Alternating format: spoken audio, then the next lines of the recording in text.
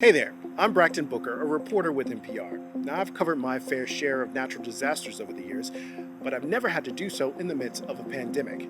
So, NPR is here with some tips that can help keep you safe and help protect you against the spread of the coronavirus. Here are 4 tips to help you get ready now. Tip number 1: take the threat seriously.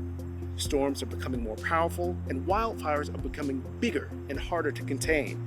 Both are happening with far greater frequency with catastrophic results.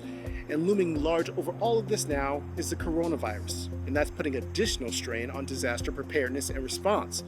Tip number 2: prepare for an evacuation. Is your region under an evacuation order? If so, do not hesitate. Leave immediately.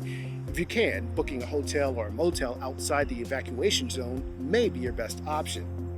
What about staying with family or friends? Keep in mind that moving into someone else's home means potentially increasing your exposure to COVID. Be mindful if you or anyone else in the home is at higher risk of contracting the virus because of age or pre-existing condition. If a separate bedroom at a friend's or relative's place isn't an option, consider pitching a tent in their backyard. Campgrounds could be a useful option too. Just try to find a spot away from wooded areas if wildfires or high winds are a threat. If an evacuation shelter is your only option, don't hesitate.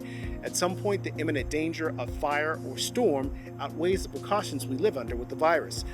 Tip number 3: pack a go kit and use a checklist to keep track of it all. A gallon of water per person per day, and enough food to last a week.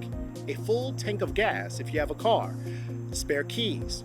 Cash, a 2-week supply of medications you use, and you can't forget the cell phones, chargers, and extra batteries.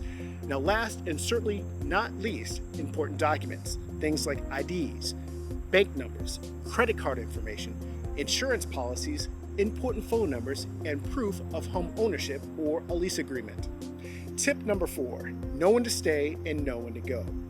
If your area is in the path of a hurricane or has dense smoke around the home but no imminent fire risk, the thought of heading somewhere else may be appealing, but in some cases it may be safer not to leave your COVID bubble.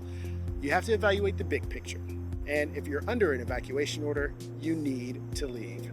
Bottom line, stay informed, stay prepared, and stay as safe as you can. I'm Braxton Booker for NPR News.